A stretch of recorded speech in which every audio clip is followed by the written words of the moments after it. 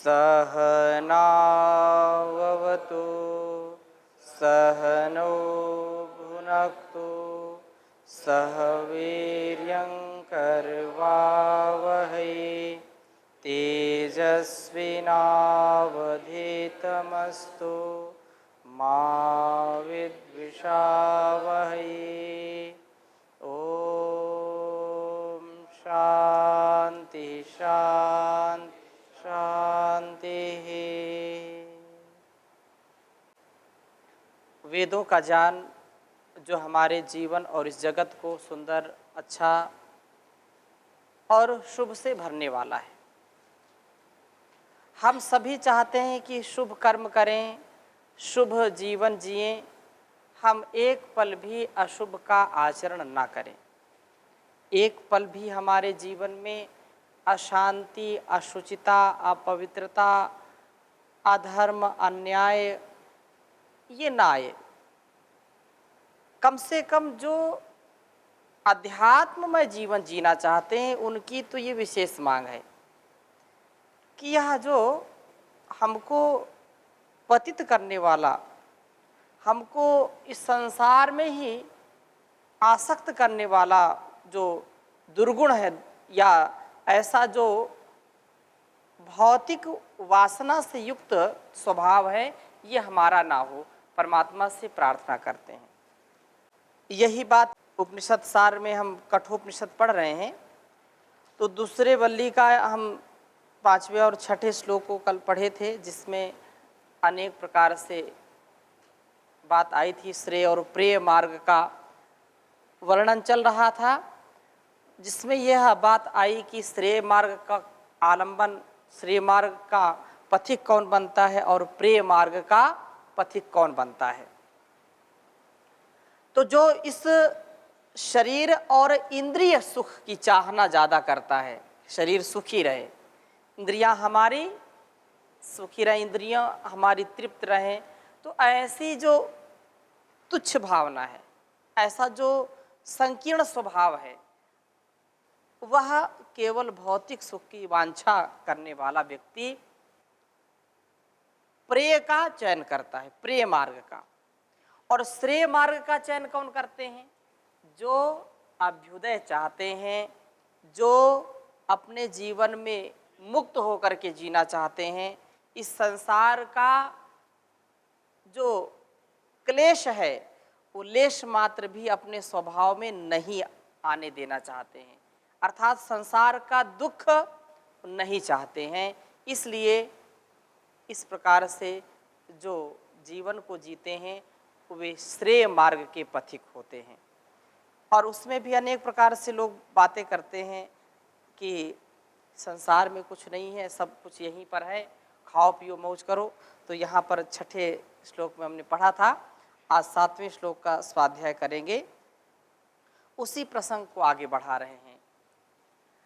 श्रवणायापि बहुभीर्यो न लभ्यः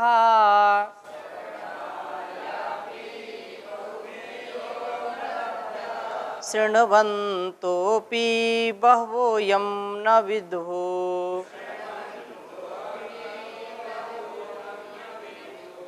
आश्चर्यो वक्ता कुशलोऽस्य लब्धा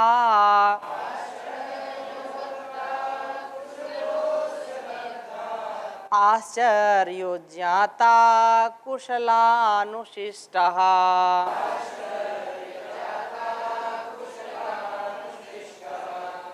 बहुत सुंदर बात कही है कि हे प्रिय शिष्य नचिकेता, बहुभी श्रवणाय अपि न लभ्या। This is very important point for us. यह हमारे लिए अत्यंत महत्वपूर्ण बात है। हम समझते हैं कि हम ऐसा तो नहीं है संसार को देखकर कि हम कोई गलत निर्णय ले लिया हो। ऐसा मन में कभी किसी के आ जाता है कि वो तो बड़ा सुखी है, परिवार में रहता है, बच्चों के बीच में रहता है, सब प्रकार का भोग भोगता है, हमने गलत निर्णय ले लिया क्या? अध्यात्म की चर्चा सुनते सुनते कई लोग पक जाते हैं और फिर वो भौतिकता की ओर दौड़ना चाहते हैं। ऐसा अनेक बार होता है। परंतु जिन्होंने दृढ़ संकल्प किया है, जिन्होंने इस तथ्य को, सत्य को जाना है, वो इसकी कीमत को जानते हैं। यहाँ बात कह रहे हैं कि अध्यात्म मार्ग इतना महनीय है, इतना महत्वपूर्ण है, इतना प्रशंसनीय, इतना श्लाघनीय है, इतना वंदनीय है, जिसके विषय में श्रवणायापि बहुभीर्यो न लभ्या। कितने ऐसे संसार में लोग हैं, अरबों की संख्या है पूरे दुनिया में, और 135 करोड़ कम से कम भारतवासी। कितने लोग इस उपनिषद की चर्चा को सुनते हैं, हम स्वयं अनुभव करें, अंदाजा लगाएं। यही बात आचार्य यहाँ पर कह रहे हैं कि नचिकेता, इसको बड़े ध्यान से सुनना कि अध्यात्म विद्या को समझने और सुनने वाले बहुभीर्यो न लभ्या, बहुत ज्यादा आपको मिलेंगे नहीं, क्योंकि क्रीम थोड़ी होती है, क्रीम थोड़ी होती है, और भीड़ भाड़ में जाती है। भीड़ कहाँ जाती है? भाड़ में जाती है। इसलिए अपने जीवन में एक तथ्य, एक सत्य को सदा समझना कि जिस पथ के हम राही हैं उसमें बिरले लोग चलते हैं। उसमें कोई कोई जो बहुत ही पुण्यवान है, जो बहुत संस्कारों से युक्त होता है, वही इस राजपथ का, इस हाईवे का पथिक होता है। अध्यात्म मार्ग क्या है? हाईवे है। क्या है? हाईवे है। ये राजमार्ग है, राजपथ है ये। लेकिन इसमें सबका चलने का सौभाग्य नहीं होता। इसमें वही चलते हैं जो दृढ़ संकल्प लिए होते हैं, उनको ही ऐसा सौभाग्य मिलता है सुनने का। नहीं तो कितने हैं सुनने का ही सौभाग्य नहीं। कितने लोग ऐसे होंगे संसार में जो उपनिषद नाम ही नहीं जानते। हम यहाँ पर सभी अलग अलग क्षेत्रों से, अलग अलग प्रांतों से आए हुए हैं। हम स्वयं आत्म विवेचन करें, आत्मचिंतन करें कि उपनिषद की महिमा इससे पहले कभी इतनी सुनी थी क्या? आप बताइए, सुनी थी क्या?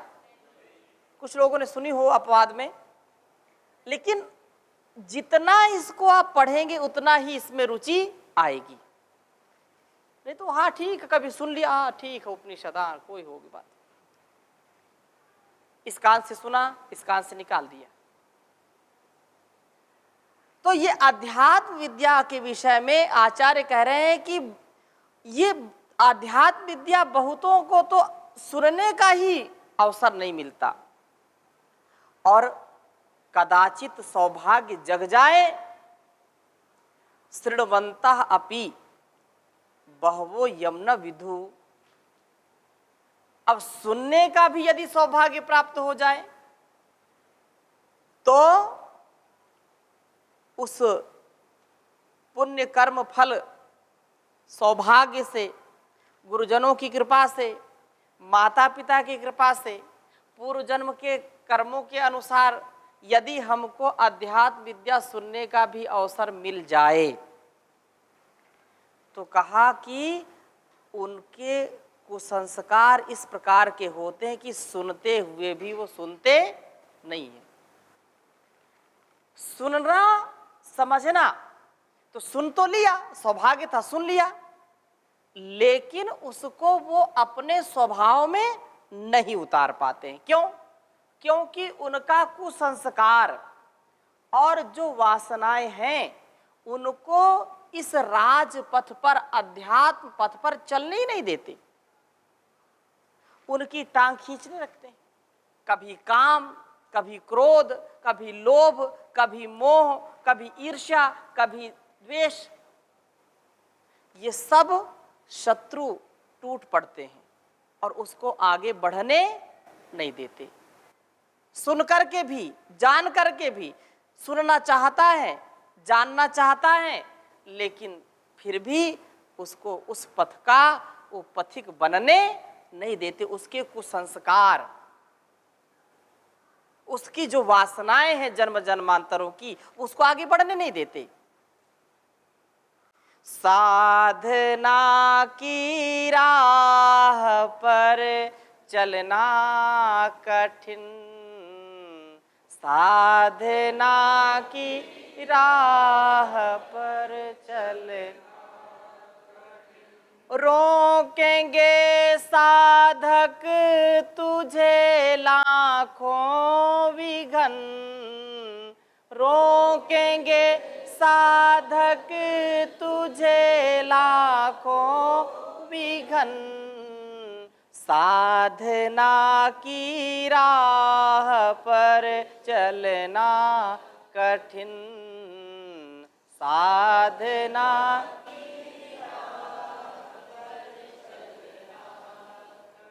रोकेंगे साधक तुझे लाखों विघन, साधना की राह पर चलना कठिन, साधना की राह पर चलना कठिन। तो ये साधना का जो पथ है ना, बहुत कठिन है। ये जो इस पथ पर चलता है उसका जीवन चमक जाता है, लेकिन ये सबका सौभाग्य होता नहीं है। इसलिए आगे कहा है, आश्चर्यो वक्ता कुशलो अस्ति लब्धा, क्योंकि ब्रह्म विद्या का उपदेश इतना गहरा और पवित्र है जिसकी तुलना में सब कुछ अपवित्र लगता है। इसलिए अस्य वक्ता, इस महान विद्या का कहने वाला बहुत दुर्लभ है, बड़ा कठिन है। इसको प्राप्त करना ये बड़ा कठिन है। आप दिन में दिया लेकर के ढूंढो तो भी मिलेगा नहीं, क्योंकि ऐसे लोग मिलते नहीं हैं जो वास्तव में सच्चे ज्ञानी हैं, सच्चे विद्वान, धीर गंभीर हैं। ऐसे लोग मिलते नहीं जल्दी से, और मिल भी गए तो कहा कि श्रोता भी आश्चर्य वाला, अर्थात महान जिज्ञासु, स्थिर, तपस्वी, संयमी, असाधारण होगा तभी ब्रह्म विद्या को सुन सकता है, नहीं तो इसका सुनने वाला भी बोर हो जाता है। ब्रह्म विद्या में कुछ सुनना लोग पसंद नहीं करते, क्यों? उनको उसका रस ही नहीं आता। और एक बार रस लग गया, एक बार इसका नशा लग गया तो एक बार पी लिया तो जीवन भर नहीं उतरता। कुछ लोग रोज शाम को पीते हैं, सुबह उतर जाती है, सुबह पीते शाम को उतर जाती है, हाँ? लेकिन ये अध्यात्म का जो रस है, इस रस का पान एक बार कर लिया तो जीवन भर उतरता नहीं है, ऐसा इसका रंग चोखा होता है। इसलिए इसका सुनना और सुनाना, पढ़ना और पढ़ाना, ये हम सब का परम कर्तव्य, श्रेष्ठ कर्तव्य है। और आगे इसी बात को कह रहे हैं, ना नरेणा वर्ण प्रोक्त एषा,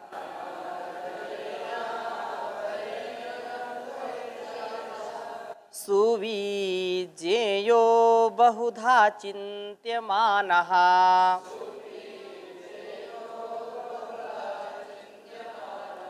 अनन्य प्रोक्ते गतिरात्र नास्ति,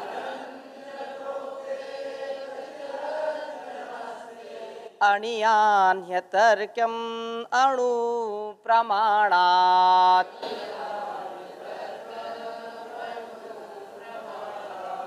कहा कि हे नचिकेता, आचार्य कह रहे हैं, हम आचार्य, कि हे नचिकेता, अवरेण नरेण, यह ब्रह्म विद्या किसी साधारण शब्द के जाता विद्वान पंडित के द्वारा नहीं कही जा सकती, क्योंकि शब्द का पांडित्य होना अलग बात है। शब्द जो बोलते हैं कि रटंत विद्या, रट्टू तोता बोलते हैं ना, तो बोलते ऐसे तो रट लेंगे, लेकिन इसका जो ज्ञान अनुभव से होता है, और फिर जिसने शब्द का भी ज्ञान किया है, जिसने उसका अनुभव किया है, जब जीवन में उसको जी करके उपदेश करता है तो उसका प्रभाव दूसरों के ऊपर पड़ता है।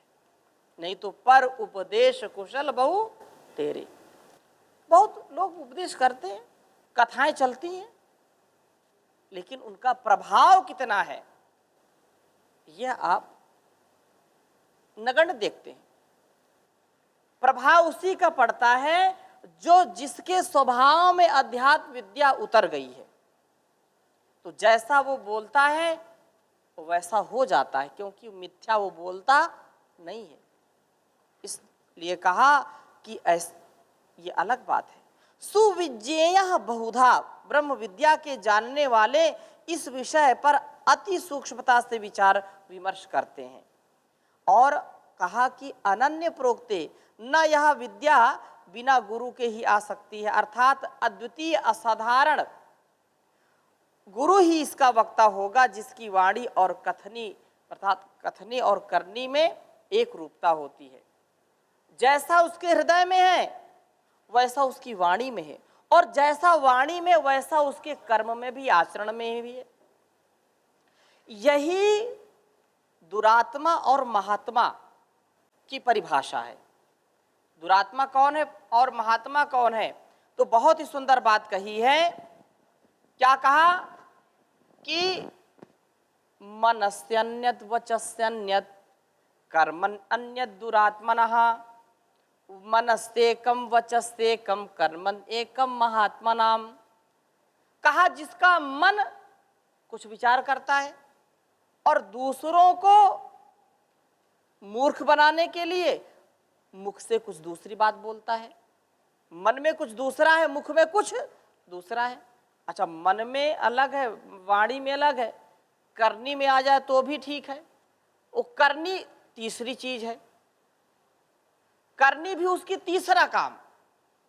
आशय क्या है कि मन में है कि हम जाएंगे दिल्ली, हम जाएंगे कहीं जो है हिमालय में जाएंगे, मन में क्या है हिमालय में जाएंगे। और किसी ने पूछा कहाँ जाओगे जी? बोले हम इधर जाएंगे चेन्नई। बता दिया जाना हिमालय, मन में का हिमालय, और बता दिया चेन्नई। आप फिर तीसरी जगह निकल गए, तीसरी जगह निकल गए गुजरात चले गए। तो मन में अलग, वाणी में अलग और कर्म अलग। ये जो कर्म करते हैं, ऐसा जिसका स्वभाव है वो क्या है? वो दुरात्मा कहलाता है। क्या कहलाता है? और लोग बोलते हैं कि तुम्हारी बात का और घोड़े के लात का कोई भरोसा नहीं, कब लात चला दे और तुम्हारी बात कब गलत निकल जाए कोई ठिकाना नहीं, तुम्हारी बात का कोई भरोसा नहीं। लोगों का विश्वास टूट जाता है। फिर महात्मा क्या है? महात्मा ये है मनस्येकम वचस्येकम कर्मण्येकम महात्मा नाम। महात्मा वही है जिसका मन, वाणी और कर्म एक हो, मनसा वाचा कर्मणा एक रूपता हो, वही महात्मा कहलाता है। तो ऐसा समझना चाहिए। कहा कि एक रूपता होगी जिसकी वाणी और कथनी करनी में। यथार्थ वक्ता वही हो सकता है, क्योंकि अणियान अत्यर्क्यम, यह विषय अति सूक्ष्म है। कोई भी तर्क युक्तियों से जिसको जानना चाहे तो नहीं जान सकता। तर्क और युक्तियां हेतु और उदाहरण से संबंधित होती। ब्रह्म अभौतिक है, अति सूक्ष्म है, उसका ज्ञान एकमात्र ब्रह्मजानी व्यक्ति ही कर सकता है, तद भिन्न से नहीं हो सकता है, उसको जान नहीं सकते हैं। और यमाचार्य इस विषय में नचिकेता को और सावधान करते हुए आगे कह रहे हैं। क्या कह रहे हैं? नैषा तर्केण मतिरापनेया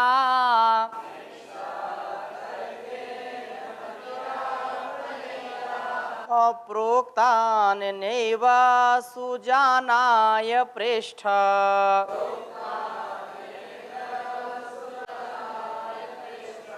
याम त्वमापः सत्यधृतिर्बतासि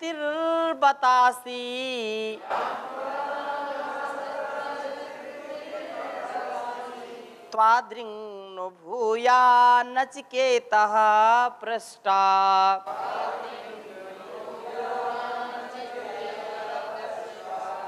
कहा कि हे नचिकेता, ऐसा इस मेरी विद्या को तर्केण ना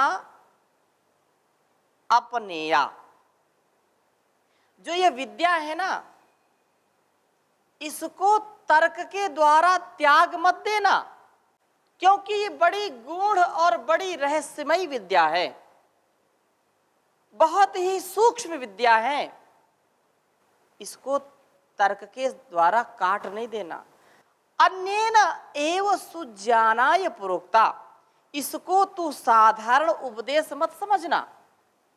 यह ब्रह्म विद्या वेद का अंतिम उपदेश रूप होती है। इसलिए उपनिषद को वेदांत भी कहते हैं। वेदों का जो अंतिम भाग है, अंतिम जो सार है, इसलिए कहा कि यह अंतिम उपदेश रूप होती है। और जो मानव को सुज्ञान अर्थात ब्रह्म के साक्षात्कार के लिए है, याम त्वमापः, जिस ब्रह्म विद्या को तूने प्राप्त किया है और मैंने तेरे लिए कही है और कह रहा हूं, वह इसलिए कि तू इसका सत्य धृति असि, जिज्ञासु है, इसका जानने के लिए कितना तप किया है, इसको जानने के लिए कितना त्याग किया है, इसलिए मैं इसका उपदेश केवल तेरे लिए कर रहा हूं। वास्तव में सत्य स्वरूप ईश्वर को प्राप्त करना चाहता है, और मैं भी सौभाग्यशाली हूं कि तेरे जैसा शिष्य मुझको मिला है, सुयोग्य शिष्य मुझको प्राप्त हुआ। क्योंकि त्वाहक भूया न, बहुतों से जो है शिष्यों में से गुरु भक्त मेधावी अच्छे पिपासु तेरे जैसे विरले ही होते हैं। यह सत्य है, जब सुगुरु और सुशिष्य, सुपति और धर्मपत्नी, पिता को सुपुत्र और प्रजा को सुराजा मिल जाता है, तब उसकी सदा उन्नति ही उन्नति होती है, कभी उसका पतन नहीं होता है। सुख और शांति और आनंद की प्राप्ति होती है। यह वाणी से कहा नहीं जा सकता, उसे स्वहृदय में अपने अंतस्थल में उसका अनुभव कर सकते हैं। यह सौभाग्यशाली लोग जो होते हैं उन्हीं को प्राप्त होता है। और इसी बात को आगे कह रहे हैं, जानाम्यहं शेवधरित्य नित्यम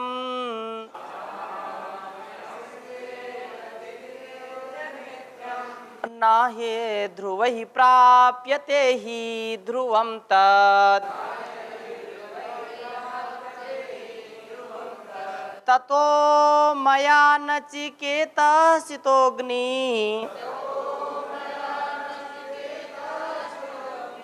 अनेत्रैर्द्रव्यै प्राप्तवानस्मि नित्यम्।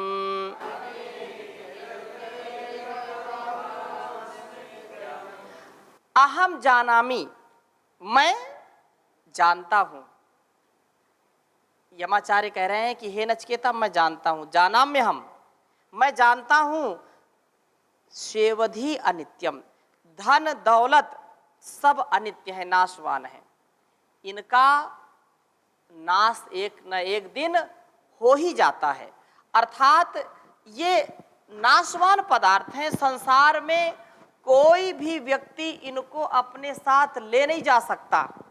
इनको कभी भी व्यक्ति कितना भी चाहे, कितना धनवान हो, कितना बलवान हो, बुद्धिमान हो, प्रज्ञावान हो, कोई भी अपने साथ कुछ लेकर के जाता।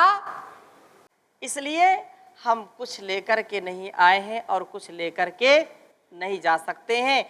जाएगा तो केवल हमारा ज्ञान, हमारा संस्कार, हमारी सेवा, हमारा स्वभाव ही हमारे साथ जाएगा, अन्यथा कुछ भी जा नहीं सकता है, कुछ भी नहीं ले जा सकते।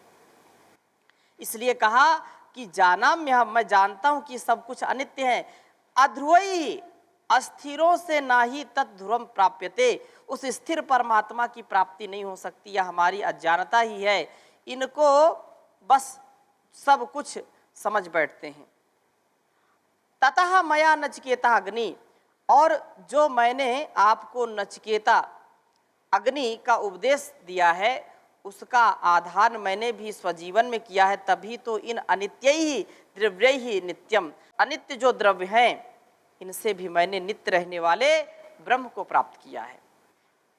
और इसका तात्पर्य यह है कि जो लोग इस अनित्य धन वैभव को सब कुछ मानकर उसी का ही सदा गुणगान करते हैं तो वह सब कुछ यही रह जाता, धन धरा के बीच ही सारा धरा रह जाएगा। जिस दौलत पर तुझे है भरोसा, जाने कब तुझे दे जाए धोखा, ये तो लुट जाए सरेआम रे प्राणी, रट ले प्रभु का नाम रे प्राणी, रट ले हरि। इस शरीर से हम जो कुछ अच्छा हो सकता है करने का प्रयत्न करें, क्योंकि इसके साथ अनित्य भी है और नित्य भी है। इस शरीर हमारा क्या है?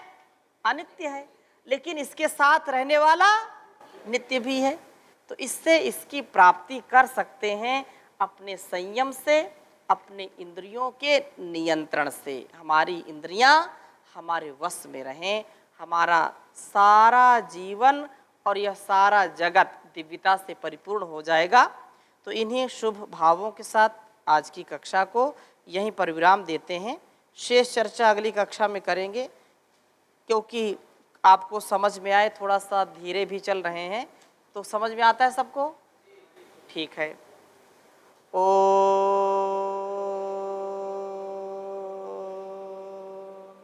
शांति शांति शांति।